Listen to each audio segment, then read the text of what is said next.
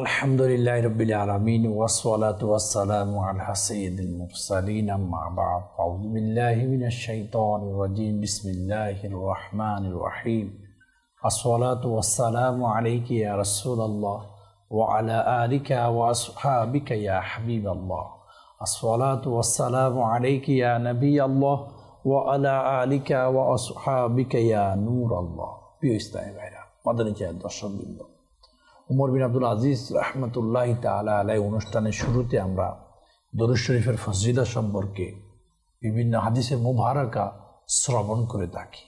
আজকেও আমরা সেই ধরনের একটি হাদিসে মুবারাকা শ্রবণ করব।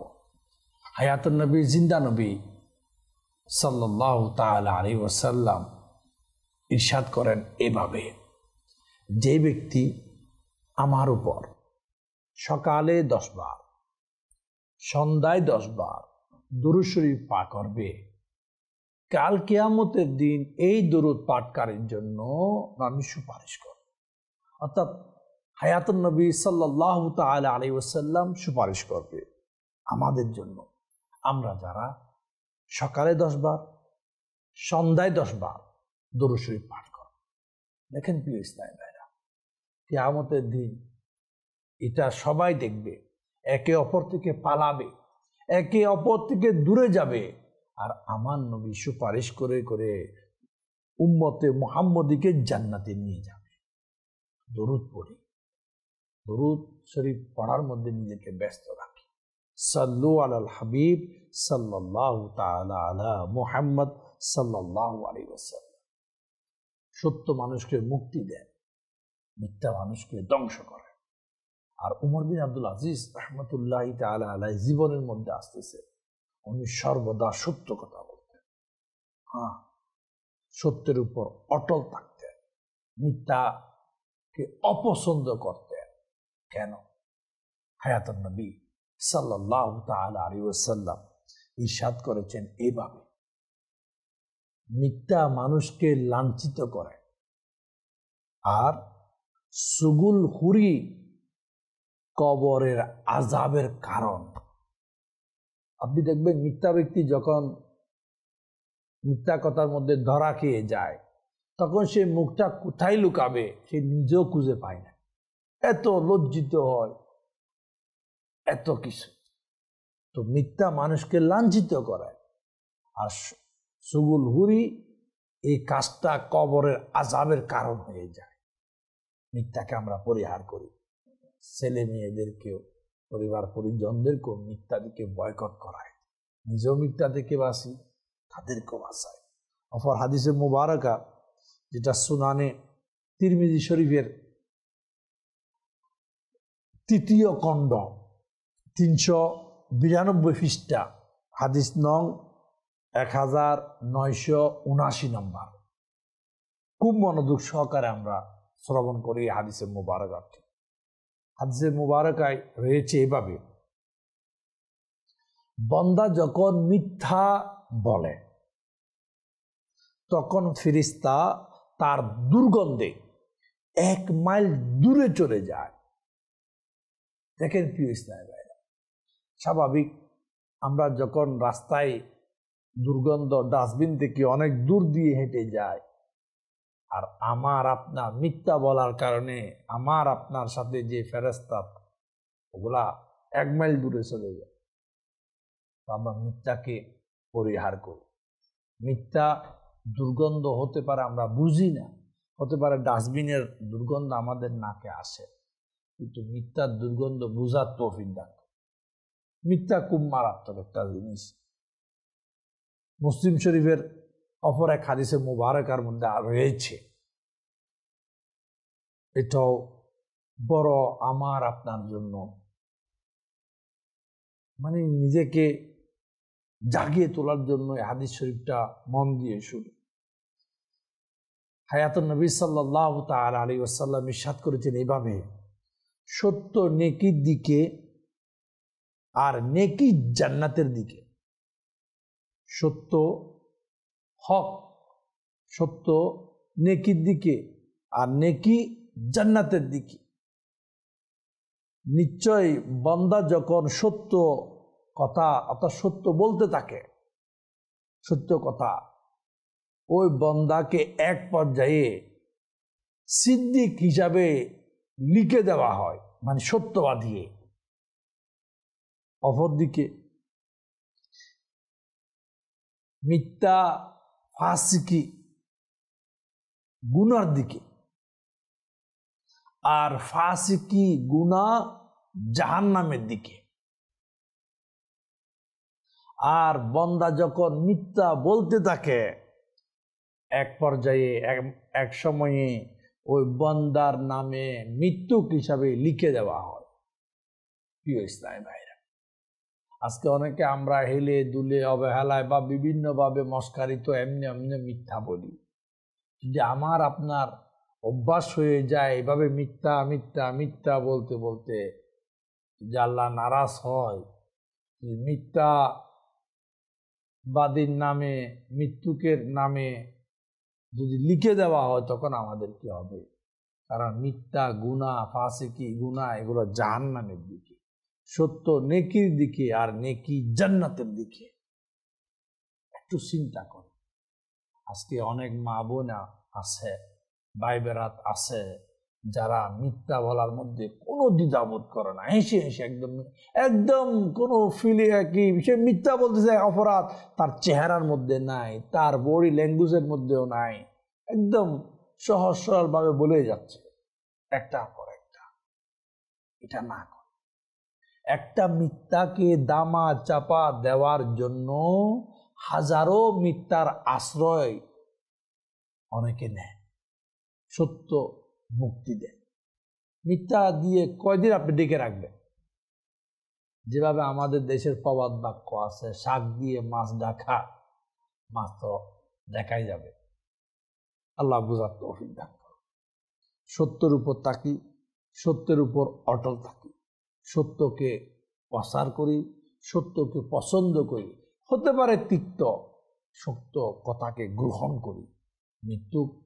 মিথ্যাবাদী এই ধরনের বান্দা থেকে নিজেকে বাঁচায়, কারণ তারা যে কোনো সময় নিজের লাভের জন্য আমাকে আপনার যে কোনো সুবিধা তাদের বুক বরাবর থাকার জন্য মিথ্যা বলে নেবে, বলবে কখন দিছেন আপনি আমাকে, আমি তো নিই নাই। এই জন্য মিথ্যা পরিহার করি, মিথ্যাকে বয়কট করি, সর্বদা সত্যকে অটল রাখি। এটা বোঝার তৌফিক দান করুন। প্রিয় ইসলামী ভাইরা, উমর বিন আব্দুল আজিজ রহমতুল্লাহি তাআলা আলাইহি কেমন ছিল, যার সাথে সাক্ষাৎ খিজির আলাইহিস সালামের সাথে। কিভাবে? কারণ নেককার মানুষের সাথে স্বাভাবিক খিজির আলাইহিস সালামের সাক্ষাৎ হতে পারে। একবার উমর বিন আব্দুল আজিজ রহমতুল্লাহি তাআলা আলাইহি একটি রাতে, যে কোনো রাতে একাকী বাহনে আরোহণ করে কোথাও যাওয়ার জন্য বের হলেন। মানে কোথাও যাবেন আপনি, কোথাও যাচ্ছে বা এই ধরনের যাওয়ার পথে যাওয়ার আগ্রহ উদ্বেগ নিল বা এই ধরনের, তখন তার খাদিম গোলাম উমর বিন আব্দুল আজিজের পিছে পিছে পিছু নিলেন। কারণ বস আর বাপ একাই যাচ্ছে, হাদিমকে তো স্বাভাবিক একা হয় বসের আরবাবের মালিকের সেবার জন্য। তো মনে করো উমর বিন আব্দুল আজিজ একটু দূরে দেখা যাচ্ছে পিছনে খাদিম যাচ্ছে সেবক হয়ে, সাথে সাথে যাবে। এই খাদিম বলল, আমি দেখতেছি উমর বিন আব্দুল আজিজের সাথে আরেকজন আছে, যিনি উমর বিন আব্দুল আজিজের কাঁধে হাত রেখে চলতেছে। তখন খাদিম বলল, হুজুর এর সাথে কে? হুজুর তো ঘর থেকে একাই বের হলে, এখন ওনার সাথে কে? হতে পারে কোনো পথ প্রদর্শক, পথ দেখানোর কেউ হতে পারে এই ধরনের। যখন খাদিম উমর বিন আব্দুল আজিজ রহমতুল্লাহি তাআলা আলাইহির নিকটে হয়ে গেলেন, তখন ওই দ্বিতীয় ব্যক্তি যে হাত রেখেছিলেন উমর বিন আব্দুল আজিজের কাঁধে, ও নাই। এখন খাদিম তো আরো তাজ্জুব হয়ে গেল, এটা কি? এতক্ষণ দেখলাম আমার মুনিব ওমর বিন আব্দুল আজিজের কাঁধে কেউ হাত দিয়ে যাচ্ছে, এখন নিকটে মনে করেন ফেস টু ফেস আমি আপনাকে দেখি, নিকটে এসে দেখি কেউ নাই, এটা কি, এটা কেমন দৃশ্য? তখন গোলাম হাদিম ওমর বিন আব্দুল আজিজ রহমতুল্লাহ আলাইকে জিজ্ঞাসা করলো, হুজুর আপনার সাথে এতক্ষণ কে ছিল? আপনার সাথে এতক্ষণ কে আপনার কাঁধে হাত রেখে পথ চলেছিল, কাছে আসতে নাই? তখন ওমর বিন আব্দুল আজিজ রহমতুল্লাহ তাআলা আলাইহি বলল, কি বলল? তুমি কি বাস্তবে দেখেছ? গোলাম বলল, জি হুজুর, আমি দেখেছি। আপনার কাঁধে হাত রেখে কেউ যাচ্ছে, আমি নিকটে আসতে উনি কোথায় চলে গেলেন। তখন ওমর বিন আব্দুল আজিজ রহমতুল্লাহ তাআলা আলাইহি বলল, জি হ্যাঁ, তুমি সত্য দেখেছ, যেটা দেখেছ সেটা সঠিক দেখেছ। আর আমার সাথে যে লোকটা ছিল, যে আমার কাঁধে হাত রেখে পথ চলেছিল, সেই লোকটি কে ছিল জানো? সেই লোকটি ছিল হযরত সাইয়েদনা খিজির আলাইহিস সালাম। প্রিয় ইসলামী ভাইরা, একটু চিন্তা করেন, খিজির আলাইহিস সালামের সাথে উমর বিন আব্দুল আজিজ রহমতুল্লাহ তাআলা আলাইহির সাক্ষাৎ। আর খিজির আলাইহিস সালাম আমাকে বলেছেন এভাবে খেলাফতের দায়িত্ব পালন করতে হবে, আল্লাহর পক্ষ থেকে এই কাজে আমাকে সাহায্য করা হবে। মানে উমর বিন আব্দুল আজিজ রহমতুল্লাহ তাআলা আলাইহি এখন উপদেষ্টা খলিফা সুলাইমান বিন আব্দুল মালিকের। এখন খিজির আলাইহিস সালাম এসে সুসংবাদ দিয়ে যাচ্ছে, আগামীতে আপনাকে খিলাফতের দায়িত্ব নিতে হবে, মাওলার পক্ষ থেকে সাহায্য করা হবে। প্রিয় ইসলামী ভাইরা, মাদানী চ্যানেলের দর্শক, খিজির আলাইহিস সালাম কে? উনি এখন কোথায় আছে? উনার মর্যাদা কি, সে সম্পর্কে তো জানা দরকার। দাওয়াত ইসলামীর প্রকাশনা প্রতিষ্ঠান মকতবাতুল মদিনার একটা কিতাব মলফুজাতে আলা হযরতের কিতাবের মধ্যে 483 পৃষ্ঠায় বর্ণিত আছে, হযরত সাইয়েদনা খিজির আলাইহিস সালাম হচ্ছেন নবী, একজন নবী, এবং তিনি বর্তমানে জীবিত আছে। কোথায় আছে? নবীগণ আলাইহিস সালাম আমার আপনার মতো নয়, বোঝার চেষ্টা করা দরকার। খিজির আলাইহিস সালাম জীবিত, কিন্তু খিজির আলাইহিস সালাম তাকে দেখা দেয় যার সাথে দেখা দেওয়ার, যে দেখা পাওয়ার উপযুক্ততা রাখে। কোথায় আছে? কিন্তু সবাই আমরা জানি খিজির আলাইহিস সালাম একজন নবী এবং উনি হায়াতে জীবিত অবস্থায় আছে। আল্লাহ তাআলা বুঝার তৌফিক দান করুন। ফতোয়া রজবিয়া শরীফের মধ্যে আছে, আল্লাহ পাক হচ্ছেন সৃষ্টি জগতের সবকিছুর মালিক, আর মাওলার দান অনুগ্রহে আল্লাহ তাআলার দয়ায় হায়াতুন নবী, আখেরি নবী হচ্ছেন এগুলা সব প্রতিনিধি, এই সব কিছু। আর খিজির আলাইহিস সালামের দায়িত্ব হচ্ছে স্থল এবং জল, এই সব কিছুর তদারকি খিজির আলাইহিস সালামের দায়িত্বে। প্রিয় ইসলামী ভাইরা, মাদানী চ্যানেলের দর্শকবৃন্দ, আল্লাহ তাআলা কত কুদরত দেখেন। খিজির আলাইহিস সালাম জীবিত আছেন, ওনাকে স্থল জলের দায়িত্ব দিয়েছেন। কত বড় একটা কি বলা হচ্ছে, বিশাল একটা, আমার আপনার হঠাৎ দেমাগও আসবে না খিজির আলাইহিস সালাম কোথায় আছে। আল্লাহ তাআলা আমাকে আপনাকে বুঝার তৌফিক দান করুক। খিজির আলাইহিস সালাম জীবিত আছেন এবং জল স্থলের দায়িত্বের মধ্যে আছে। আল্লাহ তাআলা খিজির আলাইহিস সালামের নাম, এটাও অনেক একটা বড় কি ফজিলতওয়ালা। খিজির আলাইহিস সালামের পূর্ণ নাম ইয়াদ রাখা, এটাও ঈমানের সাথে মৃত্যুবরণ করার একটা সুসংবাদ আছে। আল্লাহ তাআলা আমাদের সবাইকে বুঝার তৌফিক দান করুন। হযরত সাইয়েদনা উমর বিন আব্দুল আজিজ রহমতুল্লাহি তাআলা আলাইহি খুব মাওলার প্রেমে তো ছিল, আর শরীয়তের উপরও ছিল। খলিফা সুলাইমান বিন আব্দুল মালিক মানে অসুস্থ, মৃত্যুর মানে মনে হয় বৃদ্ধ হয়ে গেল। এখন চিন্তা করতেছে আমার অর্থাৎ খলিফার পরিবর্তে কে হবেন পরবর্তী খলিফা। উমর বিন আব্দুল আজিজ রহমতুল্লাহ তাআলা আলাইহি যেমন উপদেষ্টা, ঠিক আরেকজন নেককার উপদেষ্টা ছিল সুলাইমান বিন আব্দুল মালিকের। তার নাম হযরত রাজা বিন হায়াত রহমতুল্লাহ তাআলা আলাইহি। উনি জর্দানের অধিবাসী, অনেক নেককার, মুত্তাকি, সচ্চরিত্র, আল্লাহওয়ালা একজন বুজুর্গ ছিলেন। বাদশাহ সুলাইমান বিন আব্দুল মালিক ওনাকে অনেক সম্মান করতেন, মর্যাদা দিতেন, খুব ভালো সম্পর্ক। আর এদিকে উপদেষ্টা উমর বিন আব্দুল আজিজ। এখন উমর বিন আব্দুল আজিজ রহমতুল্লাহ তাআলা আলাইহি কে যাচাই বাছাই করার জন্য, উনি কেমন, ওনার আচার ব্যবহার এটা জানার জন্য, কারণ খলিফা থেকে উমর বিন আব্দুল আজিজ রহমতুল্লাহ আলাইহিকে উপদেষ্টা থেকে মদিনার গভর্নর বানানো হয়েছিল। সুলাইমান বিন আব্দুল মালিক এক জায়গায়, উমর বিন আব্দুল আজিজ মদিনার গভর্নর।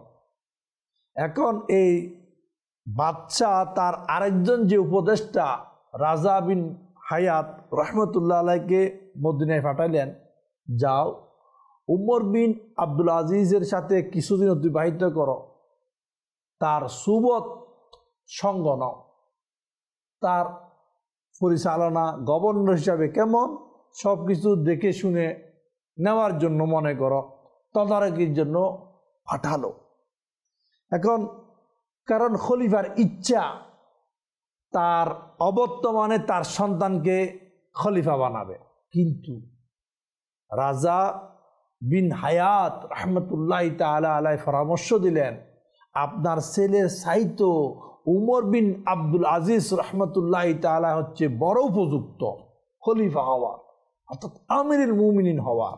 প্রিয় ইসলামী ভাইরা, আমাদের চ্যানেলের দর্শকবৃন্দ, এক উপদেষ্টা গভর্নর, আরেক উপদেষ্টা সেইও নেককার আল্লাহওয়ালা। আজকে তো আমরা যারা আমাদের বন্ধু নির্ণয় করি বা আমাদের পরামর্শক নির্ণয় করি, তারা ঠিকমতো নামাজ পড়ে কিনা এটাও খেয়াল রাখে না, সে কি সত্য মিথ্যা পার্থক্য করে কিনা, হক হালালে থাকে কিনা, আল্লাহ পাককে ভয় করে কিনা, নবীর সুন্নতের উপর আমল আছে, এগুলা দেখে না। শুধু বলে খুব ট্যালেন্ট, বুদ্ধিমান, অনেক জ্ঞানী। দুনিয়ার যত জ্ঞান, এগুলোর সাথে যদি আখিরাতের জ্ঞান না থাকে, ইসলামী জ্ঞান না থাকে, মাওলার ভয় না থাকে, কবরের আযাবের ভয় না থাকে, তাহলে জ্ঞানের লাভটা পাওয়া কঠিন। এই জন্য আমরা যারা পরামর্শ নির্ণয় করি, যারা উপদেষ্টা যাদেরকে বানায়, তাদেরকে সৎ, হক, নিষ্ঠাবান, চরিত্রবান, আল্লাহওয়ালা, নবী প্রেমিক, আখিরাতের ফিকিরওয়ালা মানুষকে আমরা তাদের সাথে বুদ্ধি পরামর্শ করি। যাকে তাকে তার সাথে এই ধরনের বিহেভ না করে। আল্লাহ তাআলা বুঝার তৌফিক দান করুন।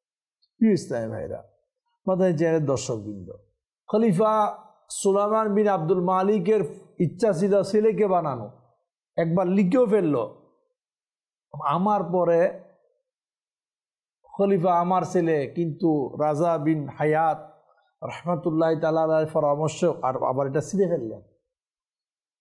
যখন আল্লাহওয়ালা নেককার বান্দা পরামর্শ দিল, আপনি আপনার পরিবর্তে আমিরুল মুমিনিন বানান উমর বিন আব্দুল আজিজকে, তখন উনি বাদশাহ সুলাইমান বিন আব্দুল মালিক একটা উইল, অর্থাৎ আমার পরিবর্তে যেটা হবে এটা লিখতেছে, আমার পরিবর্তে আমার অবর্তমানে খলিফা হবে উমর বিন আব্দুল আজিজ, উনার পরে খলিফা হবে আমার ছেলে। কেন? স্বাভাবিক বাদশার ছেলে যদি বাদশা না হয়, তাহলে অন্য কেউ হলে বাদশার ছেলেরা তার সাথে কি বিভিন্ন ধরনের বিদ্রোহ, বিভিন্ন ধরনের কি যেটা ক্ষমতার লোভ, বিভিন্ন ধরনের খারাপ কাজের মধ্যে লিপ্ত হতে পারে। এজন্য বাদশার সুলাইমান বিন আব্দুল মালিক এটাই চিন্তা করলো, না, উমর বিন আব্দুল আজিজের পরে আমার ছেলের যখন কি হবে, খলিফা হবে, তখন এই ষড়যন্ত্র আর হবে না। আর আরো লিখলো কি ছেলেদের উদ্দেশ্যে, তোমরা উমর বিন আব্দুল আজিজের কথা মেনে নিবা, তার কথায় লব্বায়েক বলবা, তার কথা মোতাবেক চলবা, তাকে ইজ্জত করবা, সম্মান দিবা। দেখেন প্রিয় ইসলামী ভাইরা, সৎ মানুষ সর্বদা সৎকে পছন্দ করে, আর অসৎ মানুষের অভ্যাস খারাপের মধ্যে। যেমন মাছির অভ্যাস হচ্ছে কি জানেন? সর্বদা আবর্জনা, জখম, ময়লা ওগুলার মধ্যে বসা। আর মধু ফুকার অভ্যাস হচ্ছে ফুলের উপর বসা। তো খারাপ মানুষ খারাপের সাথে সঙ্গ দেয়, আর ভালো মানুষ ভালোকে নির্ণয় করে। তো আমাদেরও উচিত যারা উপযুক্ত ভালো মানুষ তাদেরকে নির্ণয় করি, তাদেরকে দায়িত্ব দিই, তাদেরকে মূল্যায়ন করি। কারণ যেখানে ভালো মানুষের মূল্যায়ন নাই, সেখানে ভালো মানুষ জন্ম নেওয়া কঠিন। এই জন্য আমরা নেককার, আল্লাহওয়ালা, নবী প্রেমিক, ওলি প্রেমিক, আখিরাতের চিন্তায় বিভোর, সত্যের উপর অটল, এই ধরনের মানুষকে মূল্যায়ন করি, তাদের সঙ্গ নিই, তাদের সাথে পরামর্শ করি। ক্ষমতার লোভে, দৌলতের লোভে নিজের ইহকাল পরকালকে নষ্ট না করি। দুই দিনের জিন্দেগি, আজকে আছে কালকে নেই, এটা যে কোনো মুহূর্তে শেষ হয়ে যাবে। ওমর বিন আব্দুল আজিজ রহমতুল্লাহি তাআলা আলাইহি খলিফা হওয়ার পক্ষে ছিল না, বলল আমি এটা নেব না এই ধরনের। কিন্তু হায়াত নবী সাল্লাল্লাহু তাআলা আলাইহি ওয়াসাল্লামের স্বপ্নে দেখা কথাগুলি এবং হিজর আলাইহিস সালামের পায়গাম, আল্লাহ পাক আপনাকে সাহায্য করবে, অনেক একটা এই ওয়াকিয়াগুলা এখান থেকে কিছু কথা বললাম। পরবর্তীতে উমর বিন আব্দুল আজিজ রহমতুল্লাহি তাআলা আলাইহি আমিরুল মুমিনিন, খলিফা, বাদশার এই পদটা গ্রহণ করে। দেখেন, যারা আল্লাহ এবং তার রাসূলকে ভয় করে, যারা জবাবদিহিতাকে ভয় করে, তারা জিম্মেদারি নেওয়ার জন্য চিন্তা করে। আর যারা ভয় করে না, বলে দিয়ে দাও, যেটা হবে হবে। দেখেন, জিম্মেদারির জবাবদিহিতার ভয়ে জিম্মেদারি নেব না, এটাও ঠিক নয়। আর লুবের আশায় জিম্মেদারি নেব, এটা তো একদম ঠিক না। দৌলতের আশায়, ক্ষমতার আশায়। কারণ যে বলে আমি উপযুক্ত, সে হচ্ছে অনুপযুক্ত। যে বলে আমি বেশ, সে হচ্ছে সর্বদা বরবাদ। দেখেন, সবচাইতে উত্তম সেই ব্যক্তি যে সর্বদা প্রতিটি কাজের পূর্বে শরীয়তের বিধিবিধান চিন্তা করে, আল্লাহ পাকের সন্তুষ্টি চিন্তা করে। আর যে বলে মানুষ কি বলবে, লোকে কি বলবে, সমাজে কি বলবে, তাদের চিন্তায় শরীয়তের বিরোধী কাজ করে, ইসলামের বিরোধী কাজ করে, তার জন্য বড় কঠিন। এই জন্য প্রিয় ইসলামী ভাইরা, আমরা যেখানে আছি, কেউ কোনো না কোনো ধরনের কর্তার মধ্যে আছি।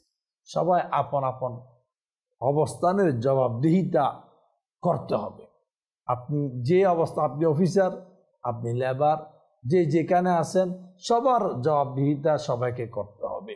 এই জন্য আমরা যেখানে থাকি, যে হালতে থাকি, সর্বদা সত্যের উপর, হকের উপর থাকি, খারাপি সবকিছু পরিহার করি। আজকে এই পর্যন্ত, আগামী অনুষ্ঠানে আবার দেখা হবে। সাল্লু আলাল হাবিব সাল্লাল্লাহু তাআলা আলা মুহাম্মদ সাল্লাল্লাহু আলাইহি ওয়াসাল্লাম।